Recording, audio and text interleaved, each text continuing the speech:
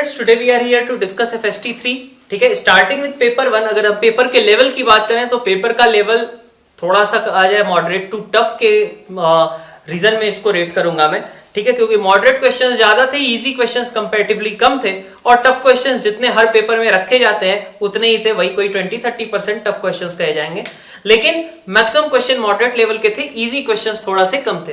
तो अगर कहा जाए ओवरऑल पेपर का लेवल, तो इसीलिए मैंने इसको मॉडरेट टू टफ वाली कैटेगरी में रेट किया है। ठीक है, टफ भी नहीं है, ठीक है, इजी भी नहीं है, मॉडरेट से थोड़ा सा अपर रेट कर सकते हैं। लाइक 1 2 3 की स्केल पे कहें तो 2.2 या 2.2 या 2.3 के बीच में इसको रेट किया जा सकता है। ठीक है, तो फर्स्ट क्वेश्चन की बात करें तो फर्स्ट क्वेश्चन में ए हमारे पास दिया हुआ है और कहा जा रहा है कि हमें ए की पावर के, इसके बारे में कुछ इंफॉर्मेशन चाहिए। तो ए की पावर के में इंफॉर्मेशन कैसे निकलती है, पैटर्न डेवलप करेंगे। तो हमारे पास ए दिया हुआ था, ए दिया हुआ था हमें 0 -2 1 3, यही दिया हुआ था। ए स्क्वायर क्या बनेगा, ए स्क्वायर मेरे पास आ जा रहा है -2 -6 और 3,7, ये मेरे पास आ रहा है। नेक्स्ट मेरे पास देखो तो ए क्यूब की टर्म है, ए क्यूब की टर्म आ रही है मेरे पास -6 -14, और साथ में एक टर्म है अपने पास 7 की और 15। ठीक है, तो अब देखो ए स्क्वायर ए क्यूब के बेसिस पे अपन क्या बोल सकते हैं। ठीक है, चाहो तो A4 वगैरह भी निकाल सकते हो, बट यहीं से अगर मैं ए की पावर के का पैटर्न बनाने की कोशिश करूं तो क्या आ रहा है मेरे पास, देखो ये क्या लिखा हुआ है 2 - 2 स्क्वायर, ये क्या लिखा हुआ है 2 - 2 क्यूब। तो इसी तरीके से मैं कह सकता हूं ये क्या है 2 - 2 की पावर के, ये बात ठीक है। सेवेंथ इसके बाद देखो 7 3 1। ठीक है, अब इसको कैसे मैं पावर के टर्म्स में रिप्रेजेंट करूंगा, 2 की पावर कर लो यहां पे 2 की पावर 1 -1, 2 स्क्वायर -1, 2 क्यूब -1, तो ये क्या होगा 2 की पावर के -1। ठीक है, अब आगे बढ़ते हैं, ये दोनों टर्म्स हो गए। यहां की टर्म चाहिए तो ये देखो कैसे लिखी जा रही है 2 की पावर 4 -1 क्यूब -1, 2 की पावर 2 -1, तो यहां पे 2 की पावर k + 1 -1 ऐसा कुछ होगा। और ऊपर की बात करें ऊपर वाले टर्म की तो 2 - 16 है ना, तो 2 - 2 की पावर k + 1 ऐसा कुछ टर्म है हमारे पास। अगर डायगोनल टर्म्स का डिफरेंस देखें तो दोनों डायगोनल टर्म्स का डिफरेंस कितना आएगा 2 की पावर k + 1, ठीक है, -1, और इसमें से सब्ट्रैक्ट कर दिया तुमने 2 - 2 की पावर k को, तो ये आ गया 2 की पावर k + 1 प्लस 2 की पावर k इनफैक्ट और -3। ठीक है, तो ये मेरे पास एक्सप्रेशन आ गया। अब इसके बेसिस पे क्या कहा जा रहा है कि अब यही सब निकालना है, ये मेरा n की पावर n k हो गया। ठीक है, तो अब मैं n जो भी कहा गया है 5 कहा गया 10 कहा गया है ना, n ऑफ k ऐसा। ठीक है, n ऑफ 5 n ऑफ 9 सारी वैल्यूज निकाल सकता हूं और अकॉर्डिंगली अपन क्वेश्चन का आंसर भी मार्क कर सकते हैं। क्वेश्चन नंबर 2 देखें, क्वेश्चन नंबर 2 में क्या है, अब हमारे पास ये सोल्यूशन ऑफ ट्रायंगल से आसान सा क्वेश्चन है। 2a² + 4b² + c² is equal to कहा जाए दिया हुआ है 4ab + 2ac, तो अपन कहेंगे ये कितना बन गया a² + 4b² - 4ab, एक साइड कर दो, और यहां पे लिखा हुआ है a² + c² - 2ac is equal to 0, तो a is equal to 2b। ठीक है, दो स्क्वायर्स है ना, ये दोनों स्क्वायर्स का सम 0 है, तो इसका मतलब दोनों इंडिविजुअली 0 हो गए, तो a = 2b = c, ये मेरे पास रिलेशन आ रहा है। ठीक है, अब इसके बेसिस पे मुझे क्या करना है, ट्रायंगल आइसोसेलेस कह दिया, बिल्कुल ठीक है बात। ठीक है, आगे मैं एंगल बी और एंगल सी ए ये भी कैलकुलेट करने हैं, ए और सी तो बराबर ही होंगे। ठीक है, तो अपन देख लेते हैं कि भाई cos b कितना आएगा, cos b की वैल्यू कितनी होगी, cos b के लिए अपन क्या रखेंगे a² + c² माइनस का b² डिवाइडेड बाई 2ac, है ना, a की जगह 2b रख दो, c की जगह 2b रख दो, कितना आ गया 8b² - b², 7b² divided by 2 × 2b × 2b 8b², तो cos b की वैल्यू कितनी है 7/8। सिमिलरली अब cos c की वैल्यू निकालने जाओ, cos c की वैल्यू या फिर a कहा गया है a ही लिख लेते हैं, वैसे दोनों बराबर ही है, कोई दिक्कत नहीं है। cos a कितना हो गया b² + c² - a² upon 2bc। ठीक है, अब यहां पे भी वैल्यू रख दो, मैं रख लेता हूं b² को एज इट इज रखा, c की जगह पे मैंने रख दिया 2b, तो 4b² हो गया, माइनस का 4b² डिवाइडेड बाई 2 × b को एज इट इज रखना था, c की जगह पे मैंने अगेन 2 भी रख दिया, तो मेरे पास एक्सप्रेशन कितना आ जाएगा 1/4। तो इसलिए मेरा सी और डी बी ऑप्शन करेक्ट है, ए भी करेक्ट है, बी नहीं होगा। बी अगर होता तो कॉस बी या कॉस ए इनकी वैल्यू किसी एक की तो कम से कम नेगेटिव आती है। तो इसलिए यहाँ पे ए, सी और डी तीनों ऑप्शंस करेक्ट है। नंबर 3 अगर देखें तो 3 भी एक नॉर्मल सा ही क्वेश्चन है, मॉडरेट लेवल का कहेंगे इसे, या फिर इजी भी कह सकते हो। एक्स वाई इक्वल टू 4 है और उस पे हमें उसके कॉर्ड्स पे सर्कल ड्रॉ किया है। तो अगर 2 पॉइंट्स लेता हूं मैं पैरामीट्रिक, ठीक है, T1 और T2, तो कैसे रिप्रेजेंट करूंगा? एक लिखूंगा मैं 2T1, 2/T1, दूसरे को लिखूंगा 2T2, 2/T2। ये कॉर्ड के सपोज 2 एंड पॉइंट्स है। तो इस कॉर्ड को डायमीटर लेकर के हमने एक सर्कल बनाया है और कहा कि ये भी कहा गया है कि ये जो कॉर्ड है वो कैसी है, इसका स्लोप 1 है। तो कॉर्ड का स्लोप 1 है, देखते हैं क्या इसका मतलब हुआ। तो 2/T2 minus 2/T1 upon 2 times T2 minus T1 is equal to -1 upon T2, T1 T2 ऐसा कह सकते हैं। ये वैल्यू कितनी दी गई 1 के बराबर, that means T1 into T2 की वैल्यू हमारे पास कितनी है -1। ये बात ठीक है। T1 into T2 -1 आने के बाद आगे हमें क्या कहा गया, हमें एक सर्कल ड्रॉ करना था, इसको डायमेट्रिकली एंड पॉइंट लेके। तो x minus 2T1, x minus 2T2 plus y minus 2/T1 और into y minus 2/T2 is equal to कितना है 0। सही है बात। अब इसी चीज को अपन यूज कर लेते हैं इसके बेसिस पे। भाई T1 और T2 का प्रोडक्ट कितना था, -1 के बराबर था। लिखो अगर इसे तो हमारे पास क्या टर्म बन जाएगी, एक्स स्क्वायर, ठीक है, माइनस आ जाएगा 2 times T1 plus T2 into x, ठीक है, प्लस का 4T1 T2, तो इसको -4 लिख दिया।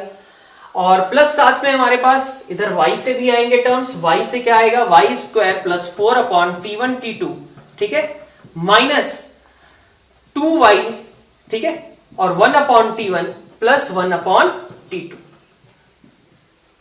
ठीक है। ये मेरे पास टर्म हो गई y स्क्वायर के टर्म्स में।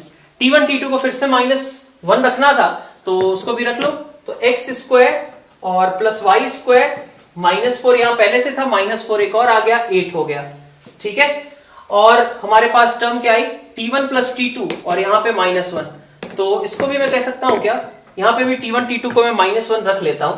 और उसके बाद अगर मैं देखूं तो मेरे पास लिखा हुआ है 2T1 प्लस T2 और into x minus y is equal to 0, ठीक है, ऐसा कहा जा सकता है।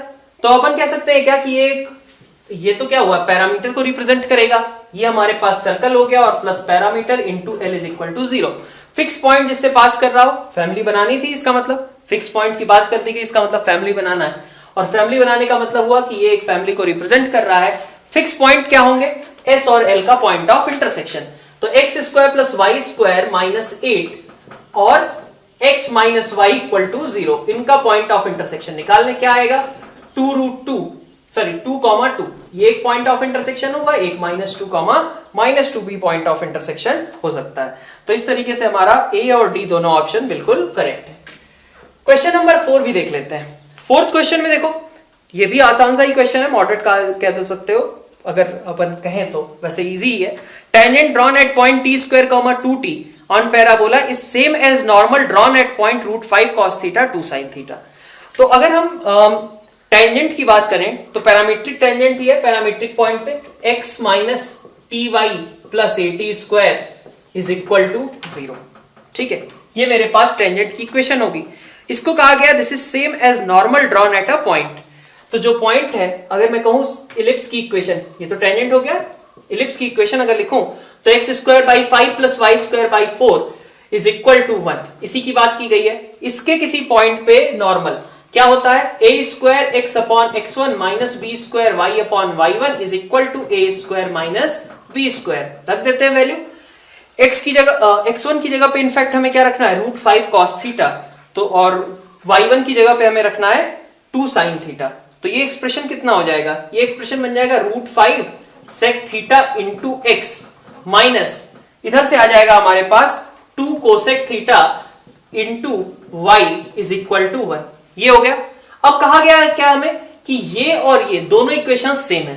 तो अगर दोनों इक्वेशन सेम है तो अपन कोफिशिएंट्स कंपेयर कर सकते हैं। कोफिशिएंट कंपेयर करो, क्या आएगा, कंपेयर करने का मतलब क्या होता है कि हम डायरेक्ट इक्वल नहीं करते, बाई लगाते हैं, √5 sec theta equal by 1 is equal to, इधर से कितना आएगा 2 cosec theta by t is equal to कितना आएगा, अगर इसकी बात करूं मैं तो t² है और इधर हमारे पास कितना हो जा रहा है -1 हो जा रहा है। तो अगर हम इसके लिए देखें t² और यहां पे -1, चलो t² और यहां पे -1 ऐसा रख दिया मैंने, ठीक है। अब इस बेसिस पे हमें कुछ कमेंट करना है थीटा वगैरह के बारे में, ठीक है। तो कंपेयर करते हैं, t की वैल्यू कितनी हुई, इन दोनों कंपेयर करो कितना आएगा, t की वैल्यू हो गई 2/√5 है ना, कोसेक बाई सेक, तो कोसेक बाई सेक का मतलब क्या हुआ कि 1/sin और इधर से cos ऊपर चला जाएगा, तो हमारे पास आ गया t is equal to 2/√5 cot theta, ठीक है इतनी बात। अब t is equal to 2/√5 cot theta हो गया, और इसके अलावा देखें अगर तो हमारे पास इससे भी कंपेयर करना होगा। अच्छा ये इसको मैंने उल्टा लिख दिया है, यहाँ पे 1 ऊपर आएगा और इनफैक्ट माइनस का t² नीचे जाएगा, ठीक है। इसको कंपेयर किया मैंने इन दोनों को, तो t से t कैंसिल, ठीक है, या फिर कह लो t इधर कर दिया t², तो -t आ जाएगा कितना 1/2 साइन थीटा और एक negative sine, t equal to -½ sine theta, दोनों आपस में बराबर है, यहां से थीटा की वैल्यू निकाल सकते हैं। 2/√5 cot theta is equal to -½ sine theta, ठीक है बात। यहां से हमारे पास एक क्वाड्रेटिक बन जाएगी, क्या बन रहा है 4/√5 है ना, यहां पे cos theta is equal to -sin² theta, ये है हमारा एक्सप्रेशन। अब इसको sin² को भी 1 - cos² रख लो। अब यहां से हमारे पास cos थीटा की वैल्यू आ जा रही है -1/√5, ये cos थीटा आ रहा है। अगर cos थीटा इसके बराबर है तो sin थीटा भी निकल आया, sin थीटा निकल आया तो t निकल आया, t की वैल्यू आ रही है हमारे पास -1/√5। तो इस तरीके से हमारे पास डी ऑप्शन कह लो और इधर बी ऑप्शन ए ऑप्शन कह लो, दोनों ही करेक्ट है। देखें तो क्वेश्चन नंबर 5 में हमारे पास दो लाइंस दी गई हैं और उनसे कहा गया है कि ये जो 4 पॉइंट्स बन रहे हैं ये चारों पॉइंट्स कॉन्साइक्लिक है। तो क्या यूज करते हैं हम इस तरीके के क्वेश्चंस में, ये वाला पॉइंट, ठीक है। ये पॉइंट के रिस्पेक्ट में अगर मैं देखूं तो अपन कह सकते हैं कि आप PA into PC is equal to PB into PD, ये लिख सकते हैं। तो कितना आ जाएगा A into C is equal to B into D, तो AC is equal to BD, ऐसा होगा, ठीक है। Power of point with respect to any point P will be constant, so PA into PC is equal to PB into PD, ये मेरे पास result आ गया। अच्छा और रिजल्ट क्या दे रखा है, और रिजल्ट दे रखा है कि भाई a² प्लस c², एक तो ये हो गया, दूसरा दिया हुआ है a² plus c² is equal to b² plus d²। तो अगर मैं देखूं इसको सब्ट्रैक्ट करूं, मान लो -2ac लिखो, मतलब ऐसा कह सकता हूं ना a² plus c² -2ac is equal to b² plus d² minus 2bd, ऐसा लिख सकता हूं। AC और BD तो बराबर ही थे, तो यहां से क्या बन गया a minus c is equal to plus minus b minus d, ये बात ठीक है। अब आगे बढ़ते हैं, क्या कहा गया हमसे कि intersect the axis as 4 concyclic point, these lines can intersect at, तो अब इनका पॉइंट ऑफ इंटरसेक्शन निकालना पड़ेगा, इन दोनों लाइंस का point of intersection.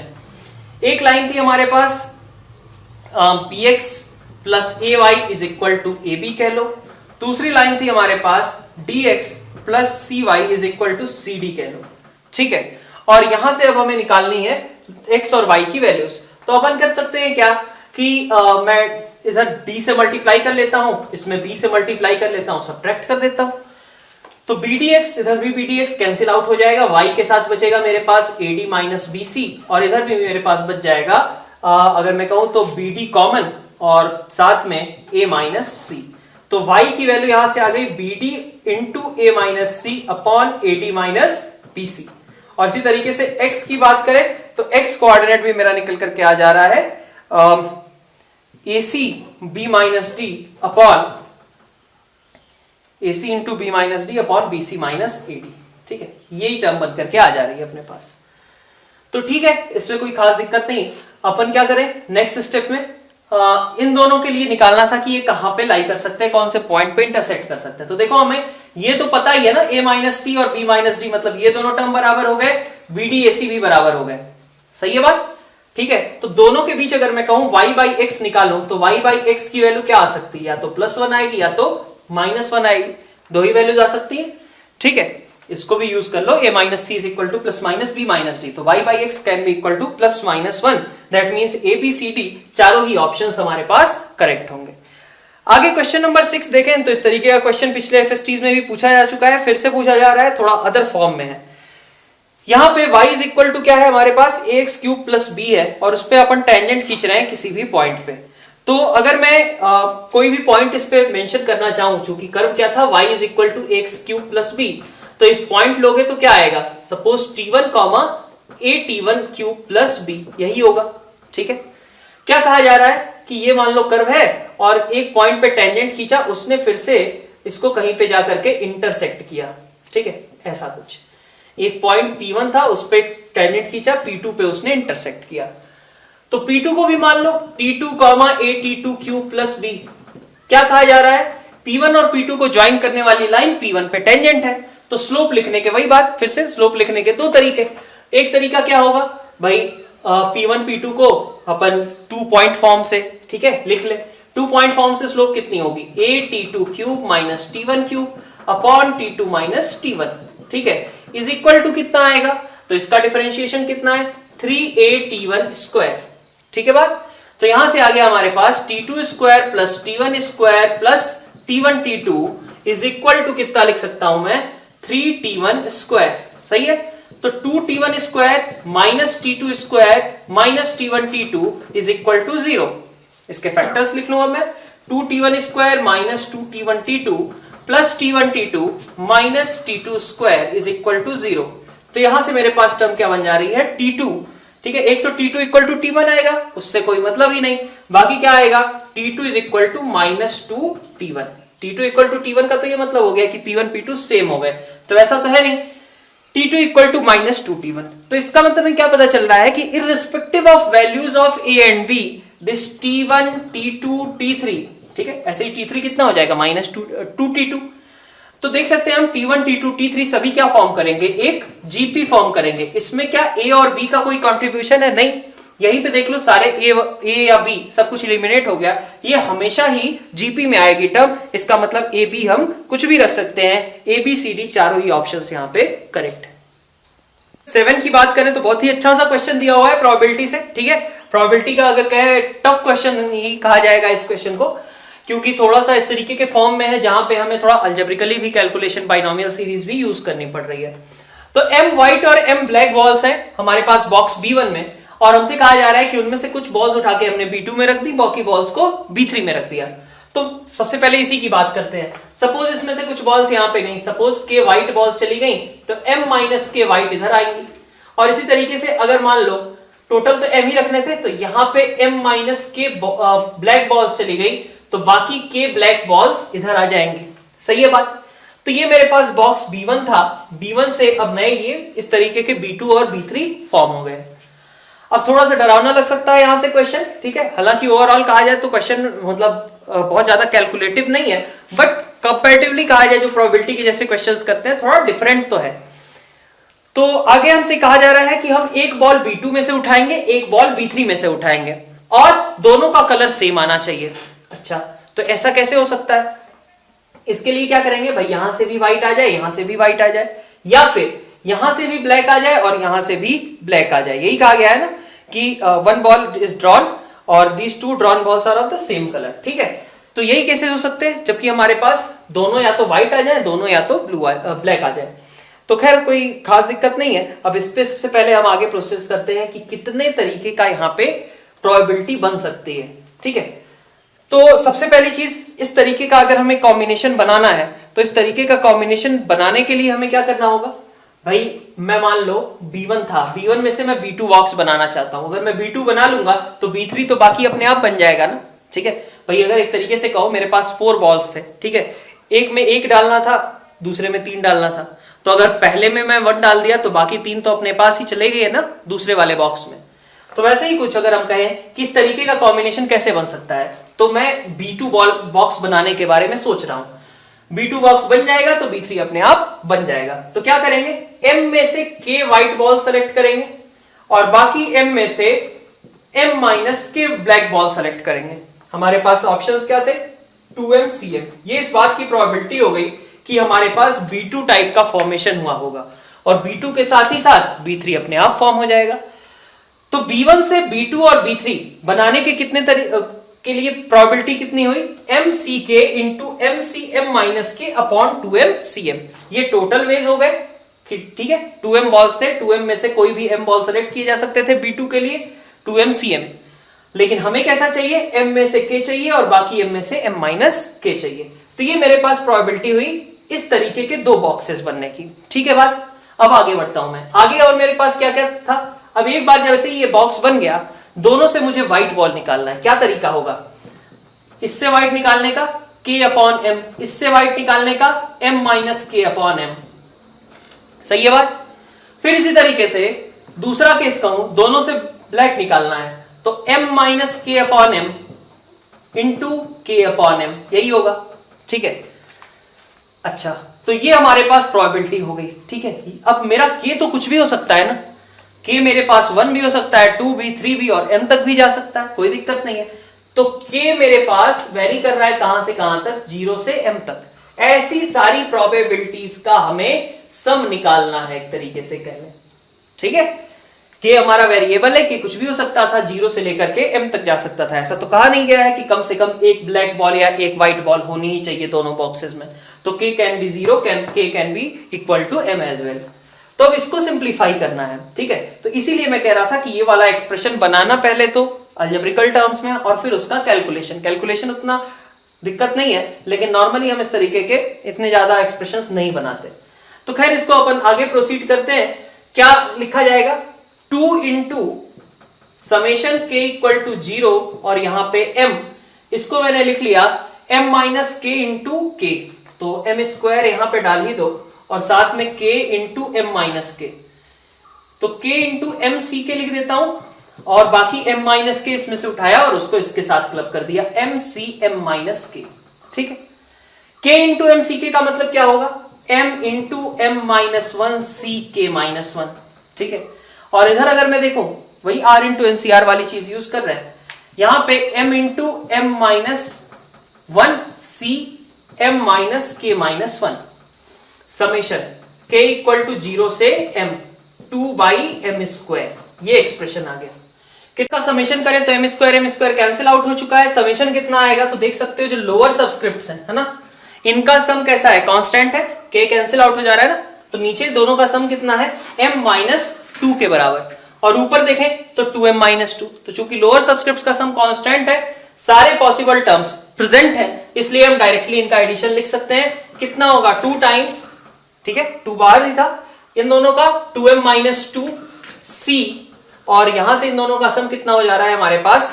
M minus 2, ठीक है, 2M minus 2 in fact CM minus 2 divided by, ये तो हम केवल इसका न्यूमरेटर लिख रहे थे। डिनोमिनेटर में हमारे पास क्या टर्म आ जाएगी? डिनोमिनेटर में एक 2MCM और प्रेजेंट है, ठीक है, एक 2MCM और डिनोमिनेटर में प्रेजेंट है, ठीक है। तो इसको भी लिख लिया हमने 2MCM, ठीक है। ये वैल्यू हमारे पास कुछ दी गई है, इस वैल्यू की दिया गया है 1000 अपॉन 2017, ठीक है। इससे बड़ी होनी चाहिए, है ना, this thing is greater than 1000 upon 2017, ठीक है। अब इसको सिंप्लीफाई कर लेते हैं। इसको सिंप्लीफाई करने पे हमारे पास एक बार एक्सप्रेशन बन रहा है M minus 1 upon 2M minus 1। This should be greater then 1000 upon 2017। तो देख सकते हैं यहाँ पे M की वैल्यूज अपन क्या क्या रख सकते हैं, वो ऑप्शंस के अकॉर्डिंग यहाँ पे देखा जा सकता है।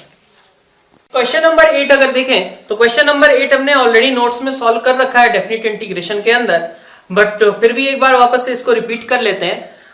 दिया हुआ क्या है हमारे पास? IN, थोड़ा सा डिफरेंट फॉर्म में नोट्स में लिखा होगा, 0 से लेकर के पाई by 2 1 minus cos 2n theta है, वहां पे लिखा हुआ था, इसी को सिंप्लीफाई करके sine square n theta upon sine square theta, ठीक है, d थीटा, इसकी बात की जा रही है। और यही कहा गया है कि IN में फिर कुछ एक्सप्रेशन है, then delta is divisible by. तो अगर हमें क्वेश्चन याद हो तो उसमें हमने यही कहा था कि IN माइनस 1 IN माइनस 2 ये सभी AP फॉर्म करेंगे, यही प्रूव करना था। तो खैर यहां पे भी आगे देखते हैं क्या प्रोसेस होता है।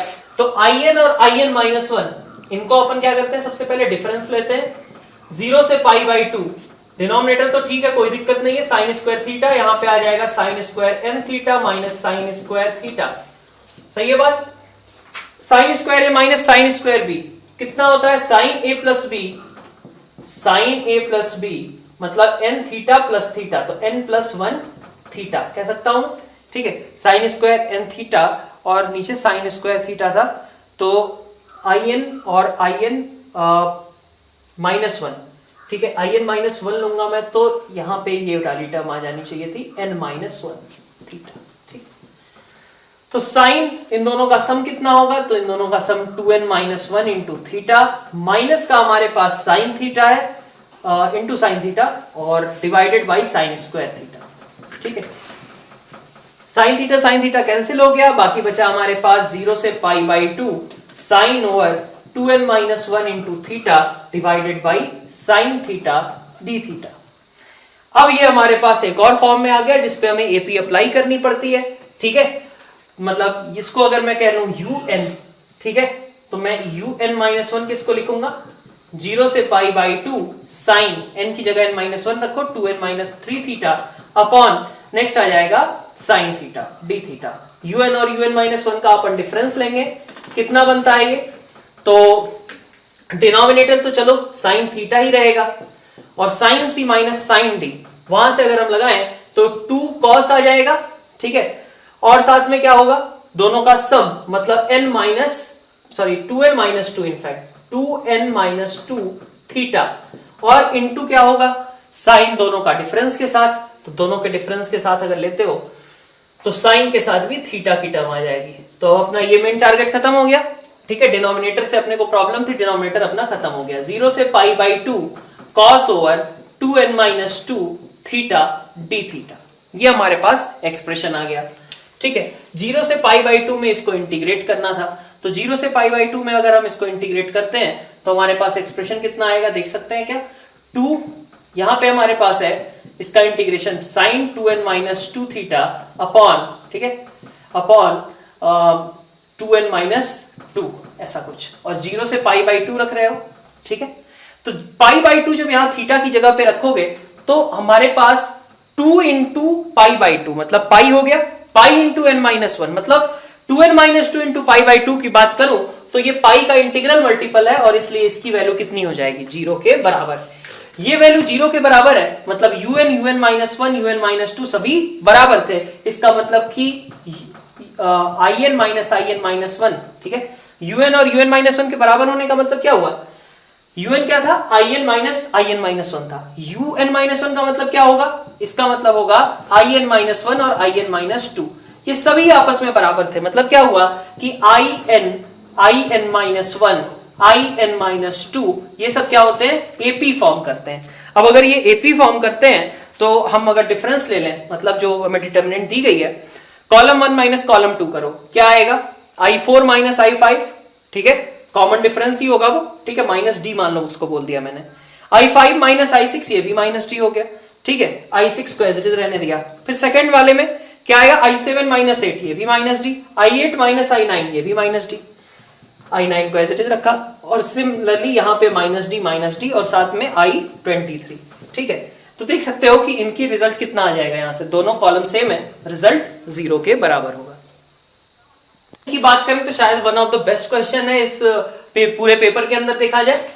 हमारे पास एक सर्कल दिया हुआ है जिसको एक लाइन कट करती है AB, दूसरा सर्कल दिया हुआ है जिसको दूसरी लाइन कट करती है CD, और अगर हम इन दोनों सर्कल्स की बात करें तो ये दोनों सर्कल्स भी किस तरीके के हैं, इंटरसेक्टिंग है। तो अब हमें कहा जा रहा है कि ABCD या फिर इंटरसेक्टिंग हो ना हो उससे कोई खास दिक्कत अभी फिलहाल नहीं है, तो हमसे ये कहा जा रहा है कि ABCD ये दोनों जो पॉइंट्स हैं, ये चारों पॉइंट्स इनफैक्ट वो सभी क्या है, कॉन्साइक्लिक है। तो कॉन्साइक्लिक अगर है तो अगर मान लो मैं इन दोनों को एक्सटेंड करके किसी पॉइंट P पे इंटरसेक्ट करवाता हूं, तो P पे इंटरसेक्शन अगर होगा तो P पॉइंट के रिस्पेक्ट में अगर कहा जाए, P एक ऐसा पॉइंट है जिसके लिए भाई अगर ये कॉन्साइक्लिक थे ABCD तो PA into PB should be equal to PC into PD, ये बात ठीक है, ठीक है। ABCD से होकर एक सर्कल पास कर रहा था तो P के रिस्पेक्ट में PA into PB power of point होगा, PC इंटू PD भी पावर ऑफ पॉइंट होगा, दोनों आपस में कैसे होंगे, बराबर होंगे। ऑलरेडी भी हमने एक क्वेश्चन में इसका यूज इसी पेपर में किया भी है। तो PA into PB is equal to PC into PD, ये वाली इंफॉर्मेशन हमें सबसे पहले दी गई है। अब आगे हम क्या इसको बोल सकते हैं कि भाई ये जो P पॉइंट है, ठीक है, ये अगर देखा जाए तो P पॉइंट के रिस्पेक्ट में S1 और S2, ठीक है, दोनों से ये क्या होगा, दोनों के लिए भाई जितना S1 के रिस्पेक्ट में आना चाहिए वही इस केस में S2 के रिस्पेक्ट में भी आना चाहिए। S3 तो एक नया सर्कल बाद में S फॉर्म होगा, अभी अपन बात करें तो ये जो P पॉइंट होगा वो जितना पावर ऑफ पॉइंट यहां से आ रहा है P के लिए उतना ही पावर ऑफ पॉइंट S2 के लिए भी आ रहा है। तो P का अगर हम कहें power of point for S1 as well as S2 both are same, ठीक है। तो PS1 और PS2 अगर सेम है तो इसका मतलब P कहां पे लाई करेगा, S1 और S2 के रेडिकल एक्सिस पे। बात समझो फिर से, P will lie on radical axis of S1 and S2। क्यों कहा हमने ऐसा, हमने कहा कि AB एक लाइन थी, CD एक लाइन थी, सर्कल एक बनेगा S, तो एक सर्कल S बनेगा तो of course P into PB is equal to PC into PD, ये S के लिए कहा। अब हम बात कर रहे हैं कि भाई PA इंटू PB और PC इंटू PD अगर बराबर है तो इसका मतलब क्या हुआ कि S1 के रिस्पेक्ट में P का पावर ऑफ पॉइंट और S2 के रिस्पेक्ट में P का पावर ऑफ पॉइंट, ये दोनों बराबर है, यही लिखोगे ना, S2 का पावर ऑफ पॉइंट क्या लिखोगे with respect to P, PC into PD, इसी तरीके से PA इंटू PB, तो ये दोनों बराबर है। तो पावर ऑफ पॉइंट बराबर कहां मिलता है, रेडिकल एक्सिस पे बराबर मिलता है। अब इसका मतलब P क्या हुआ, रेडिकल एक्सिस पे लाई करता है। तो रेडिकल एक्सिस की मैं इक्वेशन निकाल लेता हूं। रेडिकल एक्सिस मतलब S1 minus S2 is equal to 0, कितना आ रहा है वो, अपन कह ले 4x आ जाएगा प्लस 2y आ जाएगा माइनस 5 इज इक्वल टू 0। ये मेरे पास रेडिकल एक्सिस की इक्वेशन आ गई।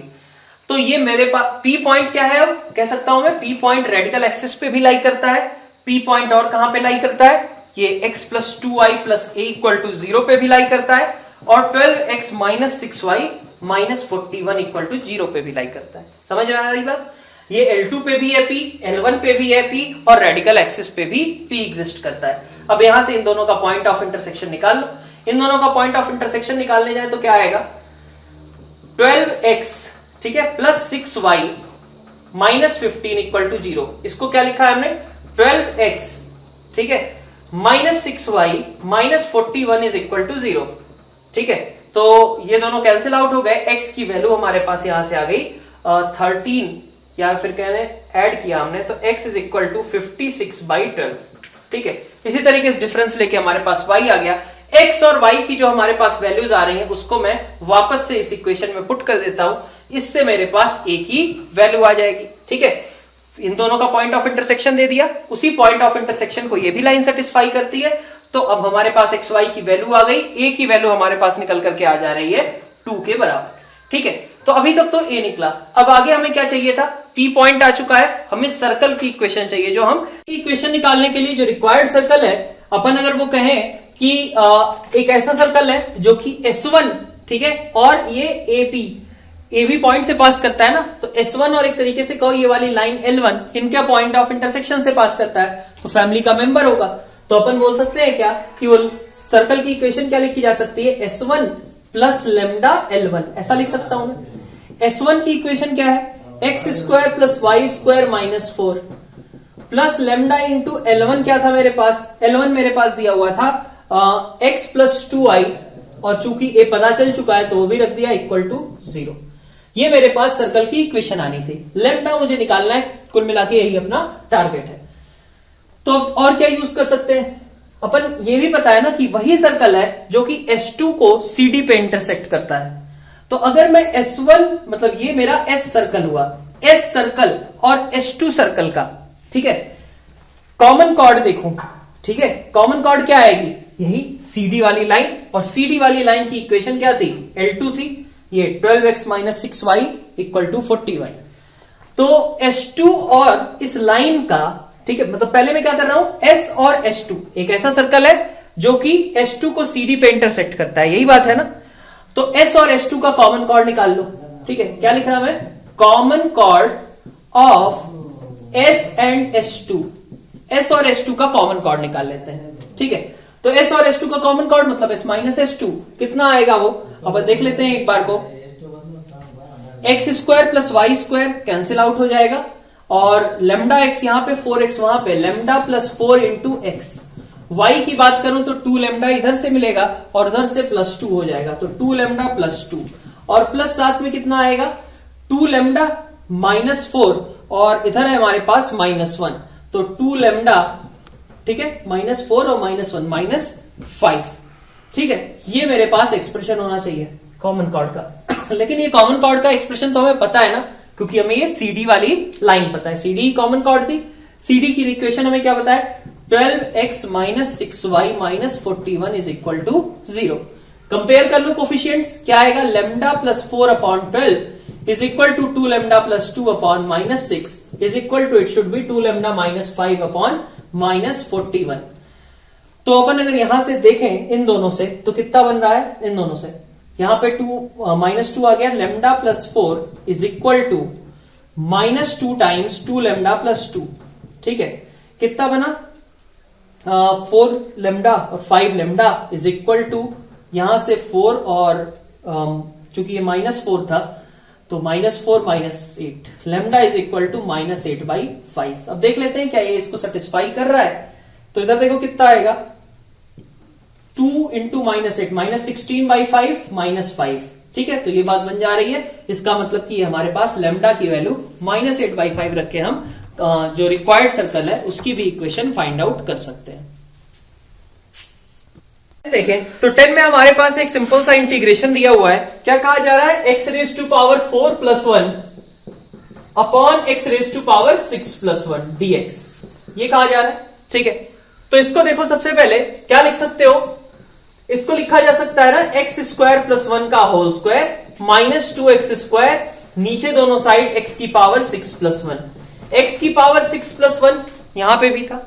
अब देखो x⁴ 6 + 1, अगर मैं x³ को t ले लूं, दोनों को अलग अलग मैं लिख लेता हूं, x³ को मैं t ले लूं तो ऊपर उसका डिफरेंशिएशन लिखा हुआ है, ठीक है। तो अपन अगर इस पार्ट को सॉल्व करना है और इस पार्ट को अलग सॉल्व करना है, ठीक है ना ये बात। तो इसको लिख लेते हैं पहले तो एक बार सिंप्लीफाई करके। x² + 1 देखो ऊपर नीचे दोनों का फैक्टर है, ऊपर हमारे पास x² + 1 बचेगा और नीचे बचेगा x⁴ -x² + 1 dx, -2 times x² x⁴ 6 + 1, ठीक है, dx। x³ को मैंने यहां पे t मान लिया, तो x³ को अगर मैं t मानता हूं, देखो अब दोनों पार्ट्स अलग अलग कर रहे हैं, -2 x³ को इसमें t मान रहे हैं, ठीक है। तो x² dx क्या हो जाएगा, dt/3 डिवाइडेड बाई यहां पे t² + 1, ये बात ठीक है। इधर देखें अपन, तो इधर हमारे पास क्या है, x² से डिवाइड कर दिया 1 + 1/x², और इधर x² + 1/x² - 1 dx, ये बात ठीक है, बिल्कुल ठीक है। तो इसको भी मैं लिख लेता हूं, इसको मान लेता हूं मैं x - 1/x को t, क्यों मान रहा हूं, क्योंकि ऊपर देखो उसी का डिफरेंशिएशन था। तो ये एक्सप्रेशन मेरे पास क्या हो गया, ये हो गया dt अपॉन, इसको क्या लिख सकते हैं अपन, t² - 2 और +1, तो बल्कि इसको लिखा जा सकता है t² - 1, ऐसा लिख सकते हैं, ठीक है, dt अपॉन t² - 1, ठीक है, सॉरी +1, ठीक है।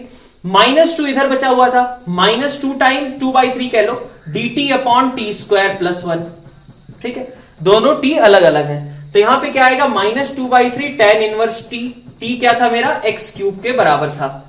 और यहां पे अगर देखूं मैं, तो यहां पे कितना आएगा, tan 1 t क्या था, x - 1/x के बराबर था। तो इसका मतलब मेरा fx फंक्शन ये है, gx फंक्शन मेरे पास यहां दिया हुआ है tan 1 x³, sorry gx in fact x³ के बराबर है। तो fx कौन सा फंक्शन है, fx है हमारा x - 1/x, gx कौन सा फंक्शन है, gx है अपना x³, ठीक है। तो ऑफ कोर्स दोनों ही फंक्शंस कैसे हैं, ऑड फंक्शंस हैं, fx is monotonic in 0 to ∞, ठीक है। इसका डिफरेंशिएशन देखो कितना आएगा, 1 + 1/x², हमेशा इंक्रीजिंग होगा, तो 0 से ∞ में फंक्शन मोनोटोनिकली इंक्रीजिंग है। fx = gx has no real root, तो हमें ये सॉल्व करना है बेसिकली कि x - 1/x और x³ के बीच कोई रूट एग्जिस्ट करेगा या नहीं। तो अपन देखें यहां पे, अगर मैं इसको इन्फिनिटी पे देखूं तो खैर इन्फिनिटी तो रीच कर रहे हैं दोनों ही, अपन ऐसा बोल सकते हैं क्या कि x - 1/x, चूंकि थ्रू आउट ये कैसा था, कर्व इंक्रीजिंग ही था, तो मिनिमम वैल्यू इसकी कितनी आएगी, 0 पे आएगी, ठीक है। 0 के अबाउट अगर देखें हम 0+ पे, तो 0+ पे ये कैसा हो जाएगा, हमारे पास -∞ बनना चाहिए, ठीक है। और उसके बाद ये लगातार इंक्रीज करते हुए इधर निकल जाएगा। और gx = x³ की बात करूं तो वो भी इस साइड से आ रहा है अपने पास, तो इसका मतलब डायरेक्टली यहां से कंपैरिजन नहीं हो पा रहा है। और कोई तरीका देखते हैं, x minus one by x equal to x cube, क्या आ जाएगा, x square minus one equal to x की पावर 4। ध्यान रहे x should not be equal to 0, ठीक है, क्योंकि ये कन्वर्ट हमने कर दिया, बट इनिशियली हम एक्स को 0 नहीं रख सकते थे। तो यहां से क्या मिला, एक्स की power 4 minus x square plus 1 equal to 0। तो देखो अगर मैं एक्स स्क्वायर को टी मान लेता हूं तो लिखा हुआ है t square minus t plus 1 equal to 0, जिसका डिस्क्रिमिनेंट नेगेटिव है, इसका मतलब इसका कोई रूट एग्जिस्ट नहीं करेगा। डी ऑप्शन की बात करते हैं। डी ऑप्शन में क्या लिखा हुआ था, x minus one by x upon x cube का इंटीग्रेशन। तो integration over 1 upon x square minus 1 upon x की पावर 4, इसको इंटीग्रेट करके लिख सकते हो, 1 अपॉन एक्स स्क्वायर का माइनस 1 बाई एक्स हो जाएगा, और इधर से हमारे पास एक्स की पावर माइनस 4 था, तो x की power minus 3 divided by minus 3, तो यहां पे प्लस और ये 3, तो इसका मतलब कि हमारा यहां पे ए बी और सी डी सारे ही ऑप्शंस यहां पे इनफैक्ट करेक्ट है। देखें अगर 11, तो यहां पे क्वेश्चन न्यूटन लेबनीज थ्योरम कह लो या फिर डिटर्मिनेशन ऑफ फंक्शन वाला टॉपिक कह लो, जो डेफिनेट इंटीग्रेशन के अंदर अपन पढ़ते हैं, उससे रिलेटेड है। क्या करना होगा, सबसे पहले 0 से x अंदर t, क्या करना चाहिए, न्यूटन लेबनीज डिफरेंशिएट कर देना चाहिए दोनों साइड। तो अगर डिफरेंशिएट करते हो तो ये तो प्रोडक्ट रूल से डिफरेंशिएट होगा, क्योंकि x के साथ मल्टीप्लीकेशन में इन्वॉल्व है टर्म। तो x square as it is रखा, इसका डिफरेंशिएशन हमारे पास आ गया 1 minus x into f x, plus अगली बार x square as it is रखते हैं, सॉरी x को इनफैक्ट डिफरेंशिएट करते हैं, और 0 से x 1 minus t f t d t, ये हमारे पास टर्म है, इज इक्वल टू इधर मेरे पास क्या आएगा, इधर का differentiation x into f x. बात बिल्कुल ठीक है। अब अगर अभी भी दिक्कत है, एक बार ये टर्म 0 से x वाली अभी भी प्रेजेंट है, एक बार और डिफरेंशिएट कर लो, ठीक है। उसके पहले लेकिन इसको थोड़ा सा मैं क्लब कर लेता हूं, क्योंकि fx के साथ में ये सारी टर्म्स कॉमन ही है। तो 0 से x 1 minus t f t d t can be written as, इसमें से सब्ट्रैक्ट करो तो x f x minus x f x plus x square f x, तो एक्स स्क्वायर एफ एक्स आ गया हमारे पास, ठीक है। डिफरेंशिएट किया, क्या बना, 1 minus x f x is equal to, इधर क्या आएगा, x square as it is f dash plus 2x into f x, ये बन जाएगा, ठीक है बात बिल्कुल। और इसके बाद आगे अगर हम इसको क्लब करें तो x f को एक साथ क्लब कर लेता हूं मैं, एफ एक्स के साथ में मेरे पास टर्म आ गई 1 minus 3x is equal to कितना आ गया, x square into F dash x, ठीक है बात। अब देखो F dash x upon F x, इसको क्या लिखा जा सकता था, इसको लिख सकते थे हम 1 minus 3x upon x square, इसका इंटीग्रेशन किया तो कितना आया, ln एफ एक्स आ गया, इज इक्वल टू इधर इंटीग्रेशन क्या आएगा, तो इधर हमारे पास आ जाएगा 1 अपॉन एक्स स्क्वायर से एक माइनस 1 अपॉन एक्स, ठीक है, और साथ में क्या है यहाँ पे माइनस 3 बाई एक्स है, तो माइनस 3 ln x, ये वाली टर्म आ जाएगी, प्लस बल्कि कह लो साथ में एक कांस्टेंट ln c में ऐड कर देता हूं, ठीक है। अच्छा ln c भी डिटरमाइन करने के लिए आ ही जाते हैं अपन यहीं पे। क्या कहा जा रहा था, f1 की वैल्यू 1 के बराबर है, तो f1 अगर 1 है तो x को 1 रखो, x को 1 रखोगे तो क्या आएगा, ln 1 0, यहां से आएगा minus 1 minus 0 plus ln c, तो इसका मतलब ln c की वैल्यू कितनी है, 1 के बराबर है, तो मैं इस कांस्टेंट को क्या रख सकता हूं, 1 रख सकता हूं। इसके बाद मेरे पास एक्सप्रेशन क्या बनता है, ln f x is equal to minus 1 upon x minus 3 ln x, और साथ में ln c की वैल्यू थी 1 के बराबर, ठीक है बात। अब इसको भी क्लब कर लो, तो ln एफ एक्स है और यहां पे 3 ln x है, और यहां पे माइनस 1 बाई एक्स और प्लस 1। नेक्स्ट अगर अपन देखें क्या करना क्या है हमें, तो हमें फंक्शन फाइंड आउट करना पड़ेगा, ठीक है भाई। फंक्शन फाइंड आउट करने के लिए पहले इसको क्लब कर लिया हमने, इसको मैं लिख सकता हूं क्या, ln एफ एक्स, ये क्या है, माइनस ln एक्स क्यूब लिख सकते हो, तो ln एक्स क्यूब और इसे क्लब कर लो, कितना आएगा, माइनस 1 बाई एक्स प्लस 1, तो इसका मतलब कि x cube into f x की वैल्यू कितनी हो गई, 1 माइनस 1 बाई एक्स, तो एफ एक्स यहां से मेरे पास एक्सप्रेशन आ गया 1 minus 1 by x divided by x cube, ये मेरे पास एफ एक्स फंक्शन आ गया। एक्स क्यूब एफ एक्स अपने पास है ही, अगर देखें इसका डिफरेंशिएशन 1 बाई एक्स स्क्वायर आएगा, और इसका मतलब ये फंक्शन इंक्रीजिंग है। f2 की बात करें तो f2 अब यहां से तुम निकाल सकते हो, f2 की वैल्यू हमारे पास अगर देखा जाए, सॉरी e की पावर में भी रहेगा ये टर्म, ये तो एक्स क्यूब एफ एक्स है ना, ln ओवर, ठीक है, ये इतना है, तो एफ एक्स अगर हम कहें तो एफ एक्स हमारे पास कुछ इस तरीके का आ जाएगा, इनफैक्ट e की पावर में 1 minus 1 by x divided by x cube, ये मेरा एफ एक्स का फंक्शन हो गया, ठीक है। तो कोई दिक्कत नहीं, fx का अगर हम कहें x क्यूब fx तो अभी भी इंक्रीजिंग ही रहेगा। बाकी fx फंक्शन निकालने के लिए x को 3 रख दो, e की पावर में 1 माइनस 1 बाई f2 निकालना था। f2 की वैल्यू कितनी है, e की पावर में हाफ, ठीक है, डिवाइडेड बाई कितना 8, तो अंडर रूट e बाई 8, यहां से ये भी करेक्ट हो जाएगा।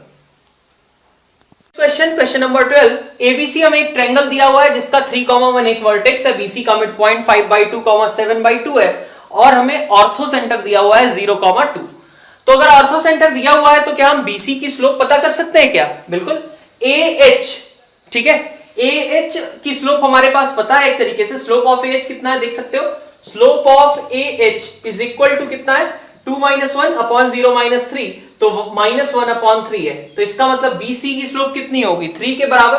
तो इसका मतलब BC की इक्वेशन हम क्या लिखेंगे, y - 7/2, इसकी स्लोप 3 थी, x - 5/2, कितना आ जाएगा मेरे पास, 3x - y -7/2 और प्लस 15/2, कितना हो गया 4।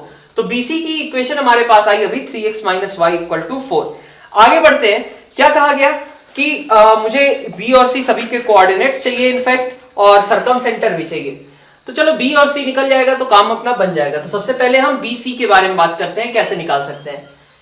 तो अब चलो C पॉइंट को अगर मैं कहूं तो C पॉइंट इसी लाइन पे लाई करेगा ना, 3x - y = 4 पे। तो मैं इस लाइन पे एक पैरामीट्रिक पॉइंट ले लेता हूं। इस लाइन पे पैरामीट्रिक पॉइंट लेने के लिए मैंने x को t मान लिया, तो y की वैल्यू मेरे पास कितनी हो गई, 3t - 4, यही हो गया। चलो t का ये पॉइंट आ गया, t, 3t - 4 कह सकते हैं, ठीक है बात। अच्छा, t, 3t - 4 ये है, 5/2 7/2 मिड पॉइंट है, तो इसका मतलब इधर क्या आएगा, लिख सकता हूं क्या, ये t था तो इधर 5 - t होना चाहिए, ठीक है।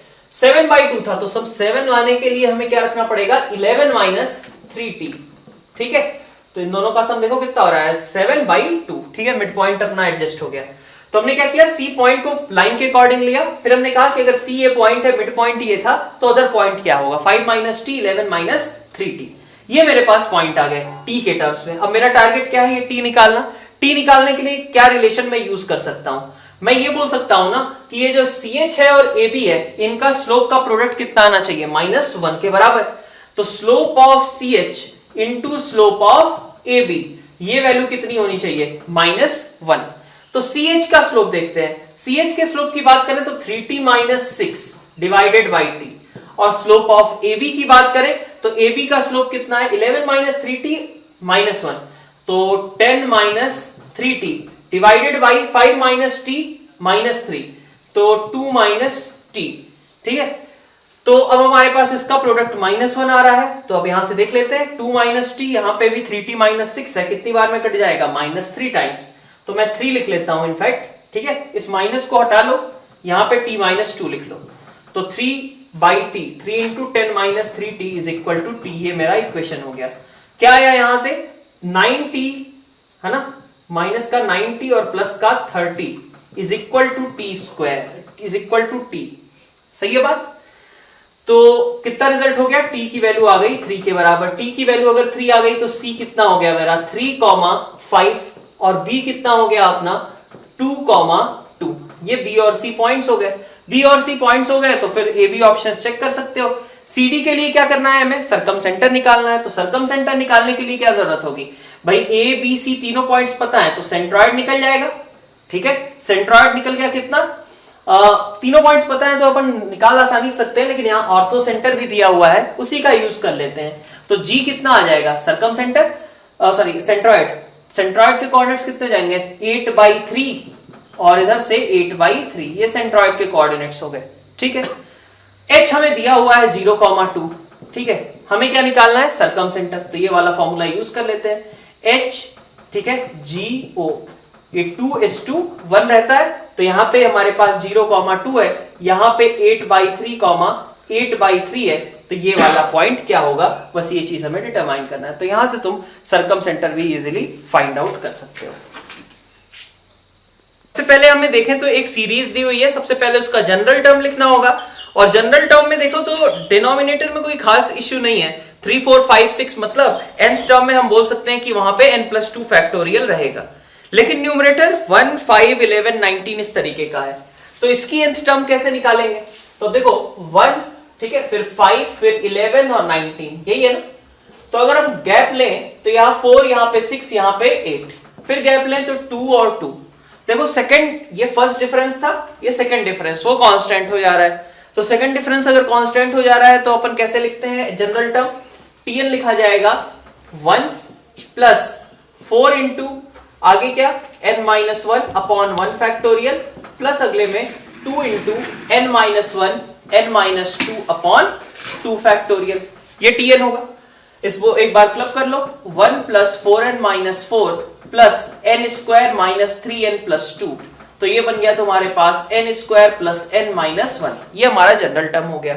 और मुझे करना क्या है, नीचे n+2 फैक्टोरियल से डिवाइड, तो समेशन मुझे एक तरीके से करना था n square plus n-1 upon n+2 factorial का, ठीक है। तो डिफरेंस के फॉर्म में एक्सप्रेस करने के लिए क्या करेंगे, अपने पास आ गया हमारा n स्क्वायर और साथ में इसको कुछ इस तरीके से लिख लो n स्क्वायर प्लस 2n, ठीक है।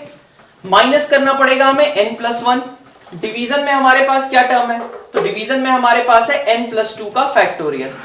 तो अब ब्रेक कर लेता हूं इसको, n+2 अपॉन n+2 फैक्टोरियल, ठीक है, minus n+1 upon n+2 factorial, ऐसा कह ले। तो ये कितना बन गया, n upon n+1 factorial minus n+1 upon n+2 factorial. तो देख सकते हो कंजुगेटिव टर्म्स है, डिफरेंस के फॉर्म में एक्सप्रेस किया जा सकता है। अगर हम पहले टर्म की बात करें, कहां से स्टार्ट करना है इनको, तो n को 1 से स्टार्ट करना है। t1 को लिखा जा सकता है 1 upon 2 factorial minus 2 upon 3 factorial, फिर अगली टर्म 2 अपॉन 3 फैक्टोरियल माइनस यहां पे आ जाएगा हमारे पास 3 अपॉन 4 फैक्टोरियल, और इसी तरीके से आगे। तो जब सम करेंगे Sn तो वो क्या होगा, 1 अपॉन 2, देख सकते हैं यहां कैंसिलेशन स्टार्ट हो रहा है। लास्ट में हमारे पास आ जाएगा n+1 अपॉन n+2 फैक्टोरियल, ठीक है। तो ये मेरा Sn हो गया। Sn अगर आ गया तो 2009 हम रख सकते हैं, ठीक है, n की जगह पे 2009 अपन रख के चेक कर सकते हैं कितना रिजल्ट आ रहा है। और इन्फिनिटी की बात करें तो इन्फिनिटी के टाइम पे यही हाफ रिजल्ट आएगा, ये वाले टर्म की लिमिटिंग वैल्यू एक तरीके से कहो 0 को टेंड करने लगेगी। फिर आगे क्या कहा जा रहा है, t100, तो t100 निकालना तो और सिंपल ही है, tn यही लिखा गया था, तो t100 निकालने के लिए n की जगह पे बस 100 पुट कर दो, तो a ऑप्शन भी बिल्कुल करेक्ट आ जा रहा है। तो इस तरीके से अपन tn, Sn और s इंफिनिटी की वैल्यूज फाइंड आउट कर सकते हैं। 14 क्वेश्चन में देखो, सबसे पहले एक ट्रिग्नोमेट्रिक रेंज टाइप का क्वेश्चन है।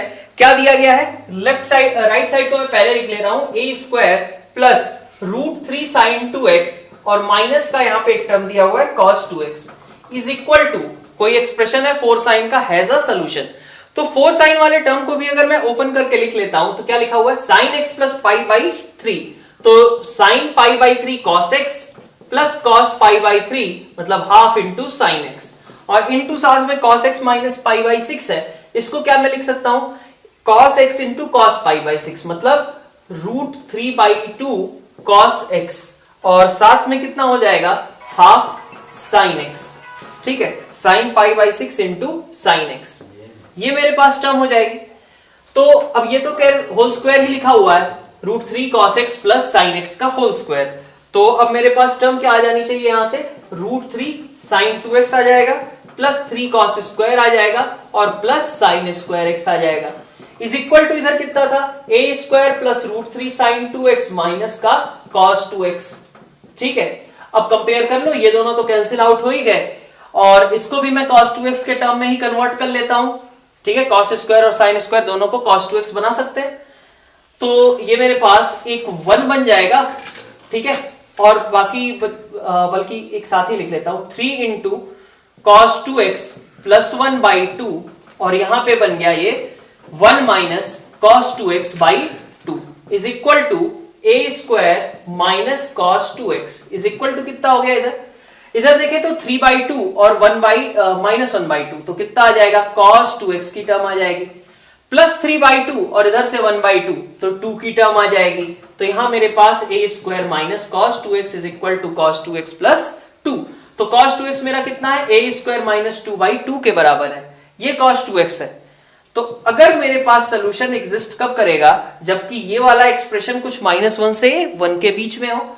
तो अपन कह सकते हैं कि a square -2/2 should lie in between -1 to 1 कह सकता हूं।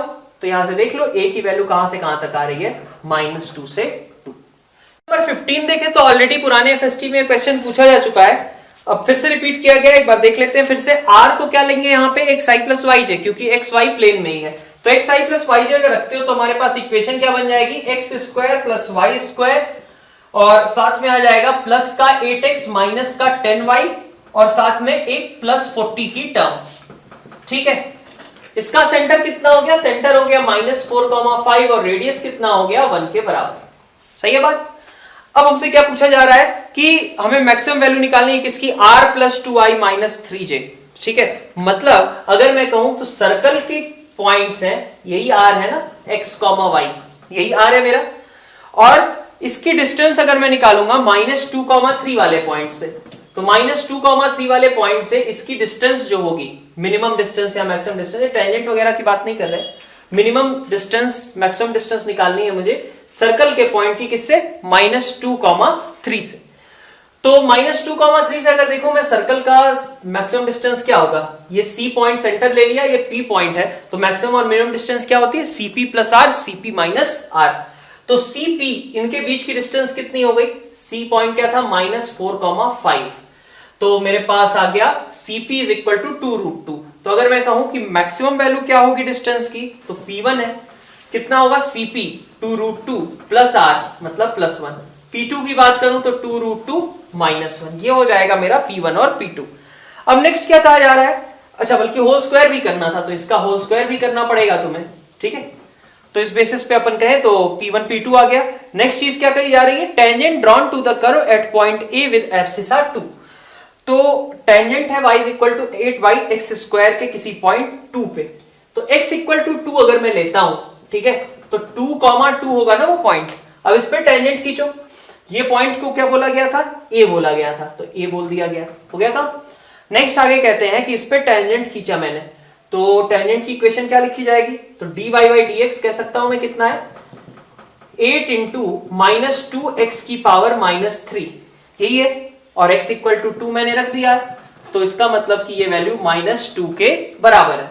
इक्वेशन कहे क्या होगी, y - 2 × x - 2, तो y + 2x = यहां से आ गया हमारे पास 4 और आ गया है अपने पास 6। तो ये लाइन की इक्वेशन हो गई। क्या कहा जा रहा है, x एक्सिस को ये इंटरसेक्ट करता है, तो b पॉइंट निकालने के लिए x एक्सिस को इंटरसेक्ट करता है, y को 0 रखोगे, x की वैल्यू कितनी आ गई 3।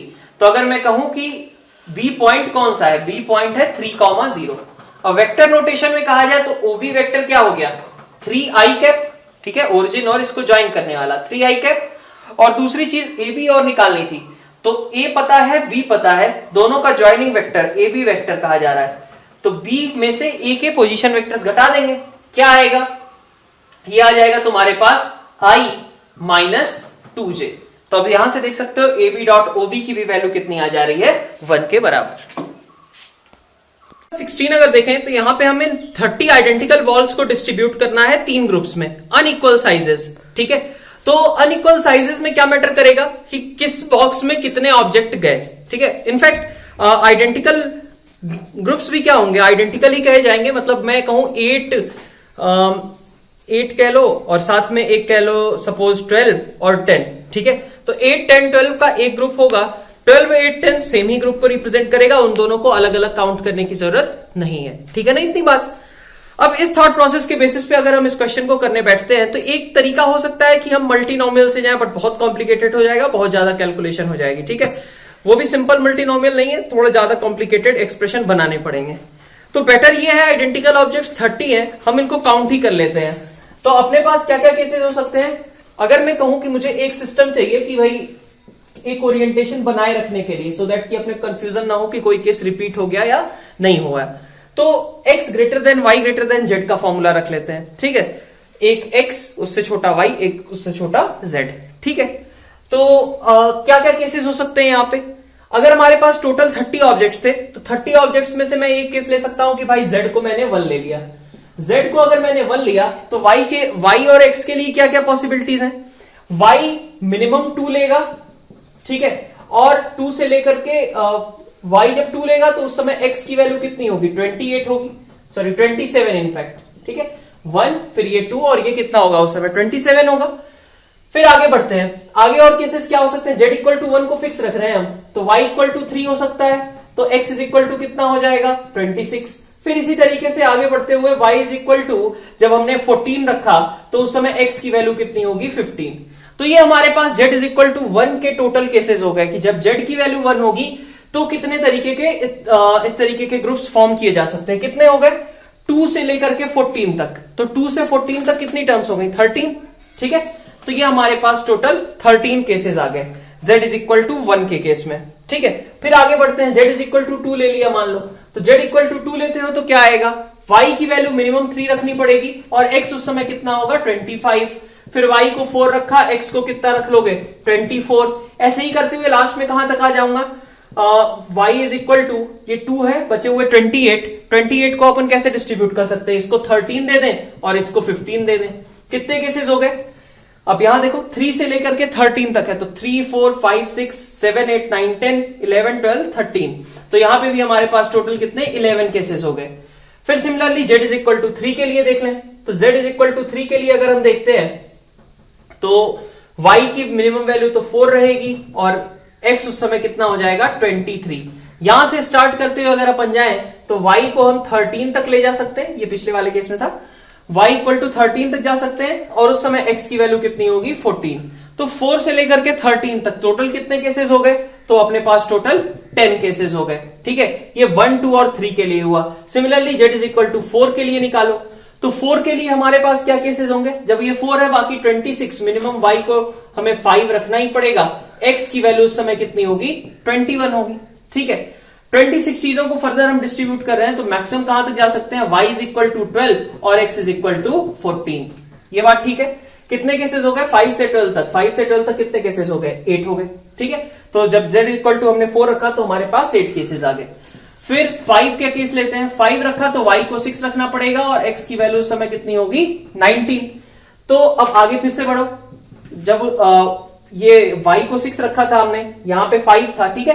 टोटल हमें अभी 5 रखने के बाद 25 चीजें डिस्ट्रीब्यूट करनी है, मैं y को 12 रख सकता हूं और x उस समय कितना हो जाएगा करस्पॉन्डिंगली 13। तो 6 से 12 तक कितने केसेस हो गए, 6 से 12 तक 7 केसेस हो गए। फिर z इज इक्वल टू 6 रखो, z इक्वल टू 6 रखा तो मिनिमम y को कितना रखना पड़ेगा 7, x कितना होगा उस समय 17। आगे बढ़ता हूं मैं तो y को कितना रख सकता हूं, टोटल 24 ऑब्जेक्ट्स बचे हुए, 24 में से 11 इधर देने पड़ेंगे और 13 x को देने पड़ेंगे। कितने केसेस हो गए हमारे पास 5, ठीक है। ये 6 के लिए हुआ। इसी तरीके से z इज इक्वल टू 7 के लिए देखो, 7 के लिए y इक्वल टू 8 रखना पड़ेगा और x इज इक्वल टू समय 15 होगा। आगे 23 ऑब्जेक्ट्स थे तो y इक्वल टू 11 तक जाएगा जबकि x इज इक्वल टू समय 12 होगा। तो 8 9 10 11 कितने केसेस आ गए, 4 केसेस यहां पे आ गए। फिर z इज इक्वल टू 8 रख लेता हूं, z इक्वल टू 8 रखा मैंने तो y की मिनिमम वैल्यू 9, x को उस समय कितना होना पड़ेगा 13, ठीक है। अच्छा 22 ऑब्जेक्ट्स थे तो आगे मैं कहां तक जा सकता हूं 10 और x को दे सकता हूं 12। यही 2 केसेस अपने पास हुए, ठीक है। फिर z को अगर मैं 9 रख लेता हूं तो देखो y को मुझे 10 रखना ही पड़ेगा, y को 10 रखा तो इसका मतलब कि हमारे पास x को कितना होना पड़ेगा 11। तो इनफैक्ट यही केवल एक सिंगल कॉम्बिनेशन हो पाएगा। टोटल कितने हुए तो ऐड कर लो, 24 10 34 और 15 49, 49 और 5 54 और 7, टोटल 61 केसेस अपने पास आ पा रहे हैं। तो 61 केसेस का मतलब है कि हमें सम ऑफ डिजिट्स चाहिए था, आंसर विल बी 7। 17 देखें तो आसान सा क्वेश्चन है, f of fx is equal to 8x plus 21 की बात की गई है। तो सबसे पहले तो ये एक्सप्रेशन देख के क्या पता चल रहा है, एक और f था 3f थे, है ना। एक्सप्रेशन देख के क्या पता चल रहा है कि fx का नेचर कैसा होगा, लीनियर ही होना पड़ेगा क्योंकि लीनियर से ज्यादा होता तो फिर इधर भी हमारे पास क्वाड्रेटिक वगैरह कुछ एक्सप्रेशन आते। तो fx को एक लीनियर पॉलिनोमियल होना पड़ेगा, मान लिया वो क्या है ax प्लस b, ठीक है। तो f ऑफ fx क्या हो जाएगा, a ऑफ fx हो जाएगा प्लस b, ठीक है। बात fx की जगह रख दो x प्लस b, कितना बन गया a square x plus ab plus b, सही है। फिर एक और f रख लेते हैं, f ऑफ fx, ठीक है। a इंटू ये होगा तो a cube x plus a square b plus ab और प्लस b, इसको क्या बोला गया है कि दिस इज 8x प्लस 21। तो x का कोफिशिएंट इधर a क्यूब था, यहां पे 8 था, तो इसका मतलब a की वैल्यू कितनी है, 2 है। और फिर b की बात करें तो यहां से कंपेयर कर लो, a को 2 रखा तो ये कितना आया 4b plus 2b plus b, मतलब ये टोटल कितना हो गया 7b हो गया। 7b की जगह एक कांस्टेंट यहां पे दिया हुआ है 21, तो b की वैल्यू हो गई 3। तो fx क्या है हमारा 2x प्लस 3 के बराबर है। f1 निकालना था, तो आंसर कितना हो जाएगा इस क्वेश्चन का 5। नेक्स्ट क्वेश्चन नंबर 18 देखते हैं। 18th क्वेश्चन में अब देखो यहां पे क्या है, a into A transpose is equal to 4i दिया गया। तो a into A transpose is equal to 4i, इसका मतलब a की वैल्यू क्या हो सकती है, मतलब determinant of A plus minus 8 के बराबर हो सकता है। सही है बात। Determinant A into determinant A transpose equal to, यहां 4 नहीं लिखोगे, 4 क्यूब इंटू 1 लिखोगे, ठीक है, क्योंकि थर्ड ऑर्डर का था ना, ये स्केलर क्वांटिटी है, 4 इंटू 4, ठीक है, 4 क्यूब बाहर निकलेगा इंटू 1। तो डिटर्मिनेंट ए की वैल्यू कितनी हो गई हमारे पास, प्लस माइनस 8 के बराबर। अब आगे बढ़ते हैं, क्वेश्चन में क्या कहा गया है, आगे कहा जा रहा है हमारे पास 2aij plus cij is equal to 0। तो अगर ये इंफॉर्मेशन है, cij क्या रिप्रेजेंट कर रहा है, कोफैक्टर्स को। कोफैक्टर किससे कोरिलेट होते हैं, एडजॉइंट और कोफैक्टर्स, बात तो बराबर ही है, सही है ना। तो अगर हम उसके अकॉर्डिंग देखें, एडजॉइंट का एक तरीके से कहो ट्रांसपोज, कोफैक्टर ही है। तो अगर मैं इसको कोफैक्टर वगैरह एडजॉइंट वगैरह के टर्म्स में रिप्रेजेंट करना चाहूं तो कैसे करूंगा, मैं ये लिख सकता हूं कि ए ट्रांसपोज मेरा कितना होगा, 4a इनवर्स के बराबर होगा। सही है बात। डिटर्मिनेंट ए नॉन जीरो है, तो इसका मतलब ए इनवर्स एग्जिस्ट करता है। तो ए ट्रांसपोज 4a इनवर्स के बराबर है। अब हम आगे बढ़ते हैं। अब आगे क्या लिख सकते हो इसको, 4 times adjoint A by determinant A, ऐसा भी लिखा जा सकता है, ठीक है। अच्छा, ए ट्रांसपोज का मतलब क्या होगा, ए ट्रांसपोज तुम्हारा कुछ इस तरीके से लिखा होगा, A11 यहां पे A21 होगा, ठीक है, यहां A31 होगा, फिर यहां पे देखो तो A12, ठीक है, A13, A22, A23, यहां पे A32, A33 ये लिखा होगा, is equal to 4 by determinant A, इसको ऐसे लिख लिया 4 बाई डिटर्मिनेंट ए, ठीक है, into adjoint A. Adjoint A में क्या आएगा, तो एडजॉइंट ए में अपन बोल सकते हैं कि ये क्या होगा, यहां पे C11, ठीक है, और C21, ठीक है, और इस तरीके के सारे टर्म्स हमारे पास यहां पे प्रेजेंट होंगे। तो हमसे क्या कहा जा रहा था कि aij, ठीक है, इज इक्वल टू, बल्कि कह लो माइनस cij बाई 2, यही कहा जा रहा था। ये मैट्रिक्स और ये मैट्रिक्स के बीच का रिलेशन क्या है, aij is equal to minus cij by 2। इसका मतलब 4 बाई डिटर्मिनेंट ए को मैं -1 बाई 2 से कंपेयर कर सकता हूं, और अगर मैंने कंपेयर किया तो डिटर्मिनेंट ए की वैल्यू यहां से श्योरली मेरे पास कितनी आ गई, -8, ठीक है। 4 by determinant is equal to -1 by 2, तो डिटर्मिनेंट ए मेरा कितना है, -8 के बराबर है। अब आगे बढ़ते हैं।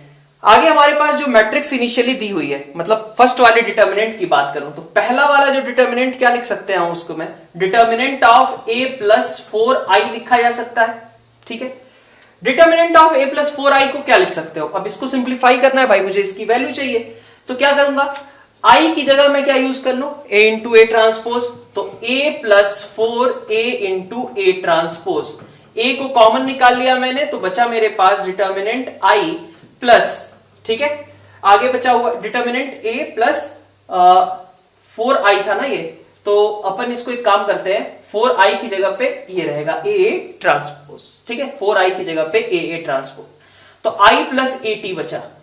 तो यहां डिटर्मिनेंट a, इसको मैं i प्लस a ट्रांसपोज लिखूं या फिर i प्लस a का होल ट्रांसपोज लिखूं, बात बराबर ही है। और अगर मैं होल ट्रांसपोज लिखता हूं, ठीक है, तो मैं ये भी कह सकता हूं कि this will be equal to determinant i plus A, ठीक है, किसी का ट्रांसपोज करो या सिर्फ मैट्रिक्स लिखो, बात तो बराबर ही होती है। तो अब देखो a प्लस 4i मेरे पास कितना हो गया, डिटर्मिनेंट a की जगह -8 रखा into determinant over i plus A, ठीक है।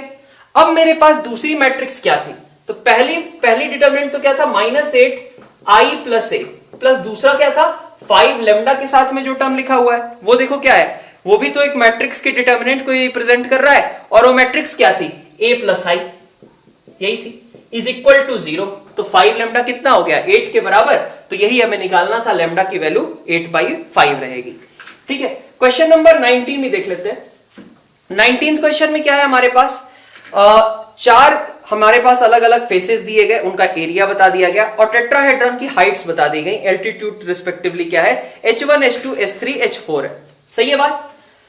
तो अब इसको हमें कैलकुलेट करना है एक एक्सप्रेशन। तो ऑफ कोर्स अब यहां पे समझो इस चीज को कि टेट्राहेड्रन का वॉल्यूम कितना होता है, 1/3 इंटू एरिया, ठीक है, इंटू करेस्पॉन्डिंग अल्टीट्यूड, यही होता है।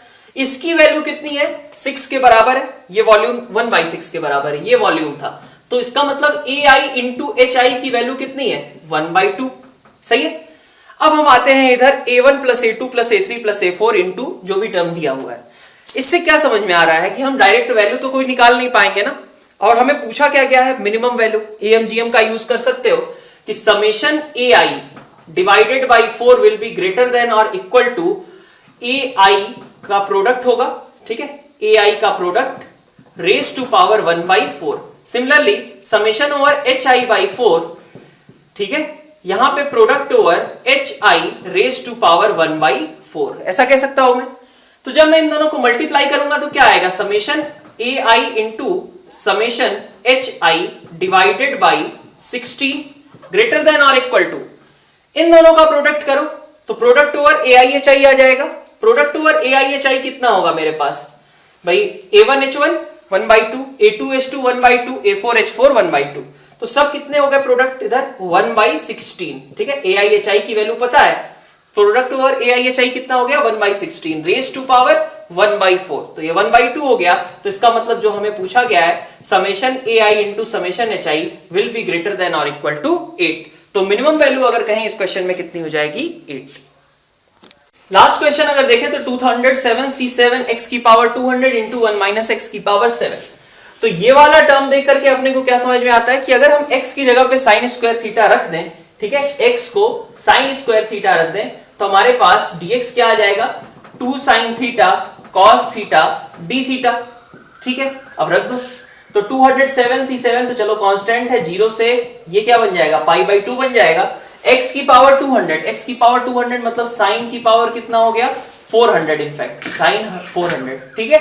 और इधर आ जाएगा cos स्क्वायर की पावर 7, तो cos की पावर 14 कह सकते हो। और dx की जगह पे अपन क्या रख देंगे, 2 sine theta cos theta d theta, ठीक है। तो अब यहां से एक्सप्रेशन कितना आ जाएगा, 2 इंटू 207C7, 0 से π/2, साइन की पावर में 401 और cos की पावर में 15। अब आगे यहां से क्या अप्लाई होता है, वॉलिस फॉर्मूला अपन रख लेते हैं। तो वॉलिस फॉर्मूला अगर अपन रख दें तो यहां पे 2 इंटू 207C7 और इसको थोड़ा सिंप्लीफाई करोगे तो क्या आएगा, अपन स्टार्ट करेंगे कैसे, m-1 से, तो 400 है ना, 398, ठीक है। 398 के बाद फिर अगला क्या होगा, ऐसे ही रिड्यूस करते हुए जाएंगे, m-1 n-1 है ना, तो 398 फिर 2 के गैप पे 396 अप टू कहां तक, 1 तक, और फिर इसमें अप टू 2 है ना।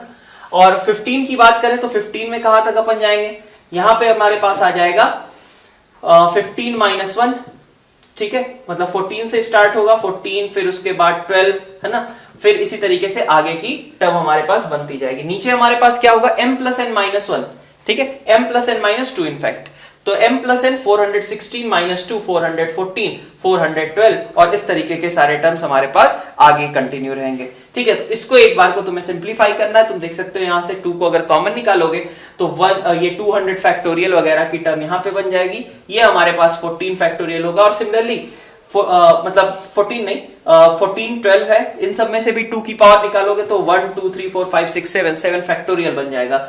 और नीचे से अगर हम देखें तो यहां से भी 2 की समथिंग पावर निकालेंगे तो यहां पे भी कितना आ जाएगा, 207 फैक्टोरियल, ठीक है। तो इसके आगे इसको अपन सिंप्लीफाई कर सकते हैं।